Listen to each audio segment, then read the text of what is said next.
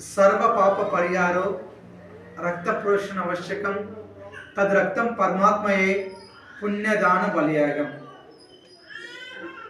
సర్వ పాప పరిహారం అనగా సర్వలోకంలో ఉన్నటువంటి మనుషుల యొక్క పాపాన్ని పరిహరించబడాలి. సర్వ పాప పరిహారం అనగా సర్వలోకంలో ఉన్నటువంటి నివాసులందరి యొక్క పాపం అనేది పరిహరించబడాలి.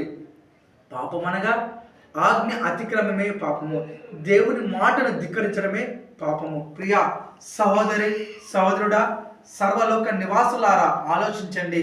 పాపం అనగా చెయ్యొద్దన్నది చేయడమే పాపము. మరియు సర్వలోక నివాసులారా నా వైపు చూచి రక్షణ పొందుకోండి. ఏ ఒక్క నామంలో రక్షణ లేదు, కానీ యేసు క్రీస్తు నామంలో మాత్రమే యావత్ ప్రపంచానికి రక్షణ ఉన్నది. అందుకే సర్వ పాప పరిహారం రక్త ప్రోషణ ఆవశ్యకం తద్ రక్తం పరమాత్మయే. సో మనకేం కావాలండి? పరిశుద్ధ రక్తం చేత పాపం అనేది ప్రాయశ్చిత్తం జరుగుతుంది.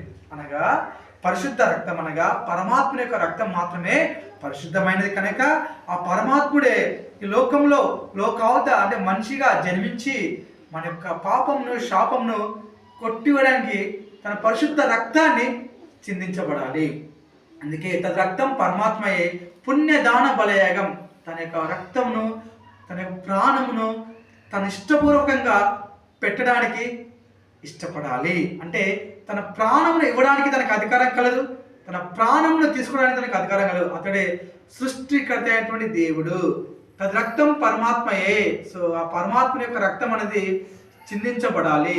అంటే ఈ లోక కళ్యాణం కోసం అంటాం కదా, ఈ లోకం యొక్క మోక్షం కోసము పరమాత్ముడే తన ప్రజలను పాపముల నుంచి విడిపించబడను గాక అని వాక్యం సెలవిస్తుంది. అతనికి ఇమ్మానుయేలు అని పేరు పెట్టబడను.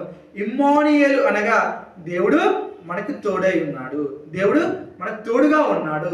అంత గొప్ప దేవుని మనం కలిగి ఉన్నామంటే ఎంత సంతోషించాలి.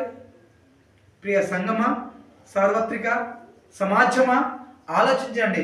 ఎందుకంటే ఈ లోకంలో రక్షణ కావాలి, తర్వాత ఈ లోకంలో ఒక మోక్షం కావాలి. కాబట్టి ఈ లోకంలోనికి ఏమీ తీసుకొని రాలేము, ఏమీ తీసుకొని పోలేము. కాబట్టి నరుడు ఒంటరిగానే వెళ్తాడు, కానీ ఈ ఆత్మను దయచేసిన దేవుడు సృష్టికర్త అనే విషయాన్ని మర్చిపోతున్నారా సమాజమా?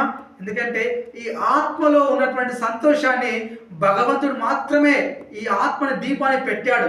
కాబట్టి ఈ ఆత్మను చేసినటువంటి దేవాది దేవుని యొద్దకి ఈ ఆత్మ వెళ్ళాలి. కాబట్టి అది కేవలం క్రీస్తు యేసు ప్రభువారు మాత్రమే అని ఆలోచించాలని సర్వ సమాజానికి నేను విధేయతతో ఒక సువార్తను ప్రకటిస్తున్నాను. ఆమేన్.